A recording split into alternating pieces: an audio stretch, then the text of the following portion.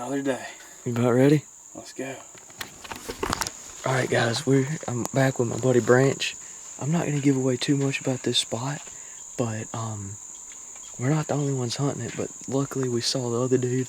He said he was going a different way than we're going. I want to kind of lay out the lay of the land and what we know about this spot. We've never been here, but I don't want to give away too much, like I said. It's a small tract of public, and we got a tip that there's a pretty nice buck that might be living out here. We're not sure if that's true or not. We just heard it, a rumor. And basically we're going to be targeting two different type of habitats. We're not going to be far apart, but I'm going to be focusing on a peninsula basically that juts out into the river, and Branch is going to be focusing on, like, there's some private land, young pines that are probably pretty grown up, and there's some oaks that are pretty close to that. So he's going to get kind of between that pine private bedding cover and some good feeding, and I'm going to pretty much do the same, just a different type. I'm going to be on a peninsula basically, but we got a storm coming in, like there's a hurricane coming, and hopefully it's not going to hit till after dark, but that's the plan. Y'all stay tuned. Hopefully we'll get on something.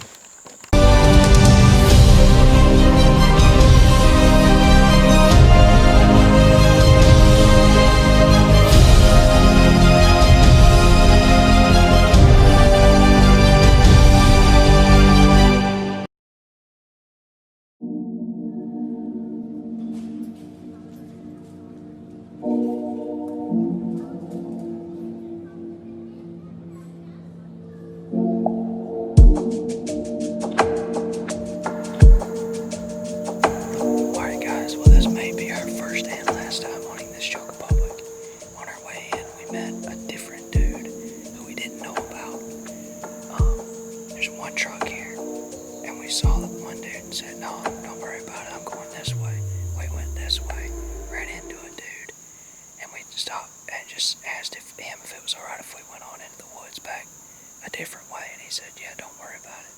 But he also said that there's another guy hunting a green field. So there's at least 3 other people here, and that's 5 total people at least on this chunk of public. It's not very big at all, but we're in the section that we think might house a big one, and I decided to change it up a good bit because we were going to walk through this green field and then bust out the backside. Branch is going to set up on some oaks, and I was going to keep going. Well, we get to this food plot, this little green field, and it is covered in tracks. Like, it looks as good as, or better than some of my food plots back home. So I said, you know what? It ain't going to hurt to just sit here for one day. And with this storm coming through and all this hunting pressure back that away, all the hunting pressure's behind us pretty much. We got in here pretty good. The wind's perfect for both of our setups. Maybe I'll at least see a doe. We did see one track in there. Now it could have been just a fat doe, but we saw a track in there that was like big. So maybe I'll get stupid lucky and have a big buck walk out in this food plot, but first thing that walks out here, I'm going to send an arrow at it. I've only got one little section to shoot, but I'm hitting really well right here. So, I don't know. Let's see what happens. It's not going to be, if I don't see anything, it's not going to be any different than the last 6 hunts I've had out here. Maybe people think, maybe this little section of this public is a little bit overlooked compared to the rest of it. I don't know. That's my hope, but honestly I think it might be too pressured. But let's give it a shot anyway.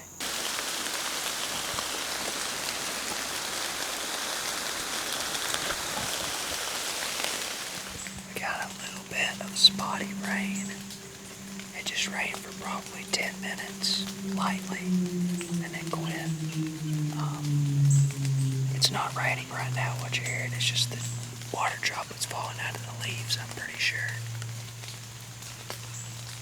I'm hoping these gaps in the rain will kind of help the deer movement pick up a little bit.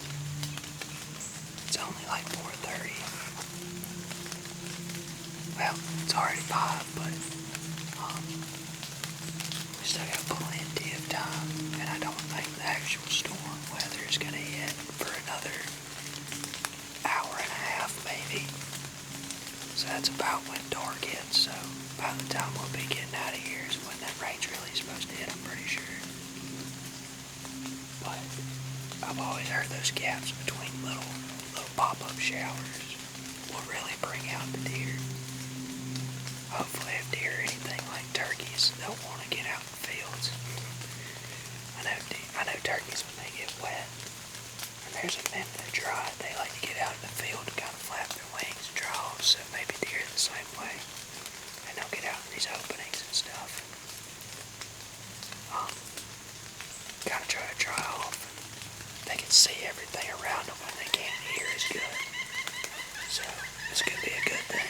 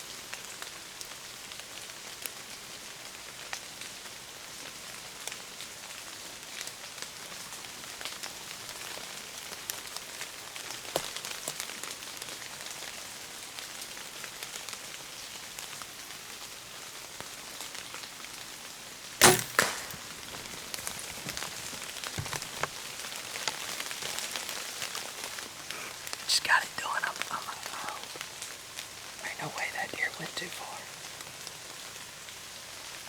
He was just over 20. He was just over 20, I think. I put my, I kind of split my 20 and 30 and put it right on that crease. He was slightly quartered away. I'm shooting a heavy arrow this year. Man, I was going to let him pass because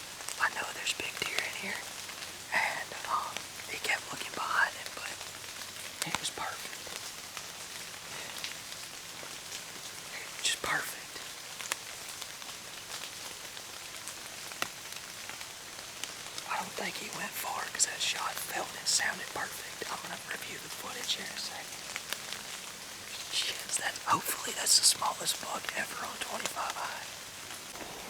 Well guys, I'm about to climb down and go look at this area. I just looked at the footage and my area did something weird after they shot, but right after I told my buddy Branch that I shot that buck, he said, dude, he called me and said, dude, I just smoked a doe. So let's hope to God, pray to God that this is a public land double. That would be just awesome. I had to kind of squat down a little bit to get my shot. Man, I hope I didn't do anything bad. The shot felt great. Everything broke perfect. My pin was right where I wanted it. And I can't really tell that much on the shot, on the camera, but after the shot, the area kind of like flipped weird. I don't know. But it sounded like a good chest cavity pop, you know? So, I'm gonna get down, and I'll see you guys at the arrow. And then we're gonna go get Branch's deer first.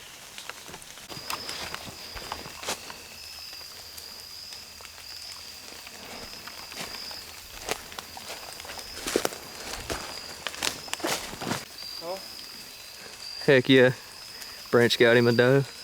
We gotta figure out how to get it across this creek real quick. I think he's just gonna manhandle it.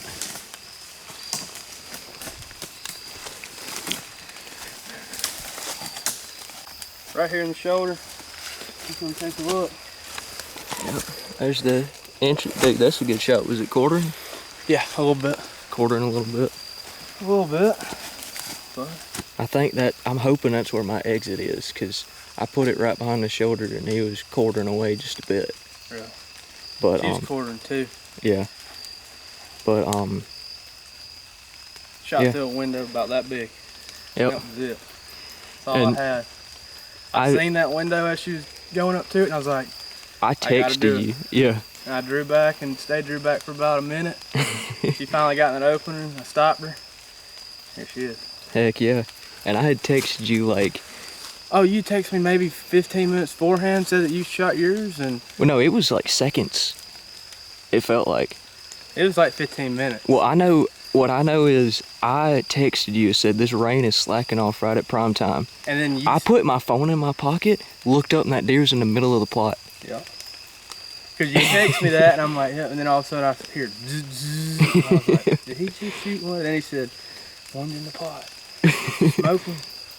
Heck yeah. And then maybe 15 minutes after that, I had a doe come through about an hour and a half ago, and she just didn't give me a shot. And then right where she'd walked off, I guess she just came right back through, and she was just walking down this creek. Gonna go up in here, I guess. This is a beautiful spot to kill one. That's what I'm telling you. It's nice right up in here. When I walked through that thick stuff and got right here, I was like, oh yeah. Okay. This and all the leaves were moved where you can see where they've been eating those acorns. I said, okay. This spot might have some pressure, but spots like this aren't gonna get hit hardly at all. No. But we're gonna get this old girl out of here and hopefully get mine here for long. Y'all stay tuned.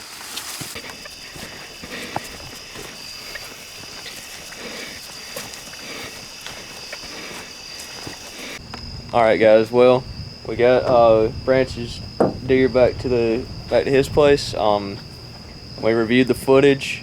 What it looks like is I hit the deer back. I don't know why, don't know how. I think he just stepped forward like as I was releasing, but whatever the case is, I made a bad shot, and I'm trying to quit that, but it happens.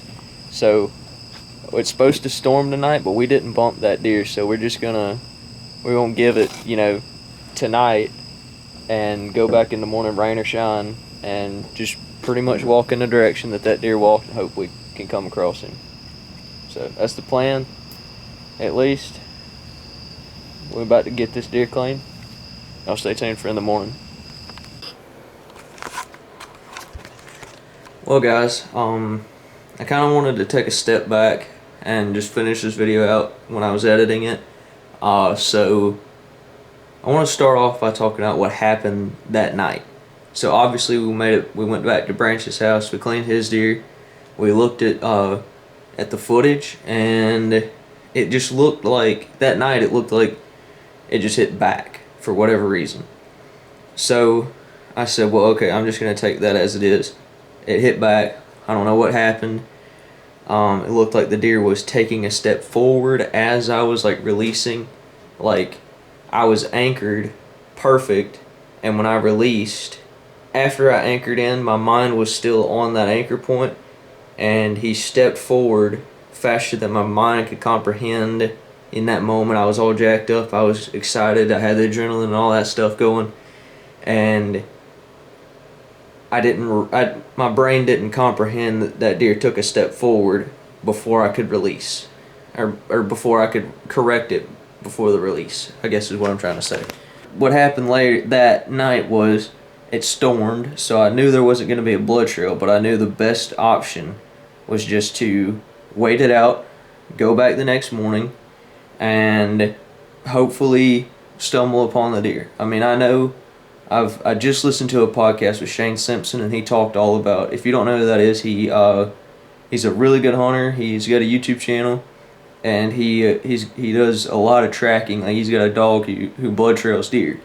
I listened to that podcast, and he talked about like if you get a shot that's far back, like gut shot, usually the deer's gonna run in one direction, and usually within under 300 yards, usually it's like about 150 yards, that deer's gonna run, gonna find some thick stuff in that same general direction and lay down, bed down.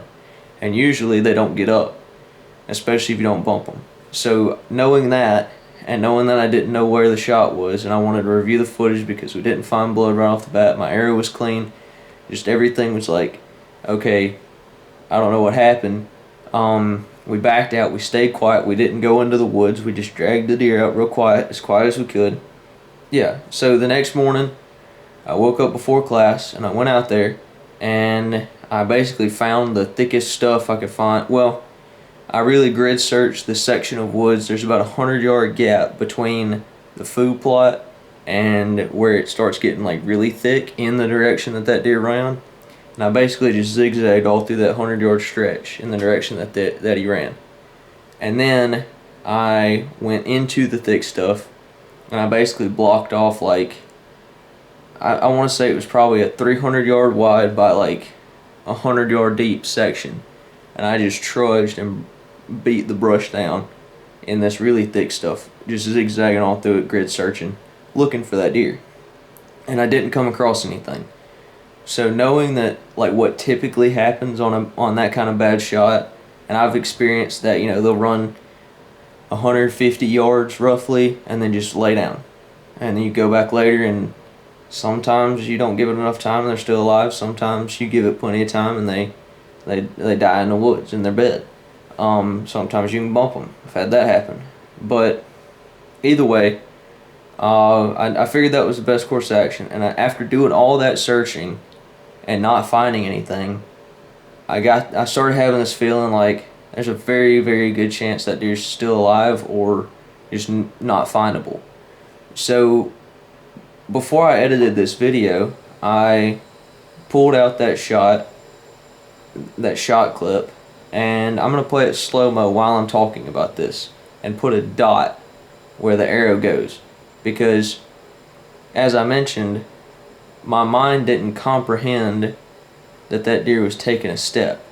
What I should have done was stop that deer, or made 100% sure that he was stopped, something, because he wasn't stopped when I shot, and that's what caused this. But if you play it in slow-mo, first thing you can see is that the arrow actually goes in like in the back leg below the body cavity, and the pop that you hear is actually the arrow hitting the ground. And if I would have gotten lucky enough to hit the femoral artery, which is not something, that's a terrible shot that you get really lucky on when you hit the femoral artery. If I would have hit that, we would have found just sprays of blood all through there, and that deer wouldn't have made it 100 yards. That deer would have been dead in 50 yards or less. So I definitely didn't hit that because there was no blood anywhere.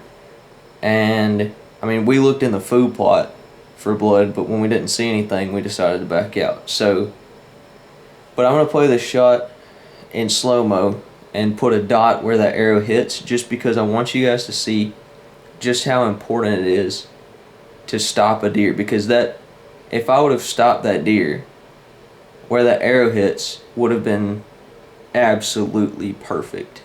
But that, because of that one step that deer took, because I didn't stop it, it made a world of difference, more than I ever would have thought. So I'm gonna play it. I'm gonna play it right here, and I'm gonna try to kind of talk you through it without watching it. All right. So that dot right there is the spot where the arrow ends up going. And you can see if I would have stopped that deer or something, that deer would have ducked a little bit, and that arrow would have gone in directly at pretty much the elbow of that deer. And that deer was quartering a little bit, so that would have been bottom of the lungs, probably top of the heart, might have hit the offside shoulder. But as you see, as this clip plays, you can see that that one step pushes that dot where the arrow goes the entire length of that deer's body. And when he ducks, his back legs don't hardly move, his back end doesn't duck, and you can see the arrow at that angle goes into the leg and hits the ground without touching anything inside that deer's body cavity. So basically, I just wanted to describe to you guys, to show you this perspective, just how important little things are. And it's really easy, like obviously I did it. It's really easy to get caught up in the moment, and that's what happened to me. I just got caught up in the moment. I wasn't paying attention to everything I needed to, and it cost me a deer. Luckily, it wasn't a clean miss, but luckily that deer is going to be 100% fine. That deer's he might have a limp for a week, maybe. He's going to be totally fine. All I got to do is strive to get better, and we here at 25 High, we always like to show you guys the reality of deer hunting, the reality of outdoors, and this is part of it. Bad things happen, but there's always something to learn, and here's a good example of that. So hope you guys enjoy this. Hope you learned something. I know I did. And we got one heck of a cold snap. It's going to be in the 30s tonight, and I'm going hunting in the morning before class, so should be good. I'm fingers crossed it should be good. There was deer moving. I went to check a camera this afternoon. I didn't have time to hunt, but I went and checked the camera, and I saw like 6 deer on my way at like 3:30 in the afternoon. So deer moving, they're on their feet. Hopefully with this cold snap we can get lucky, and I'm going to keep everything I learned in mind. Hopefully I can execute better than I have in the past. So y'all stay tuned. Always remember to live life 25 high. We'll see you next time.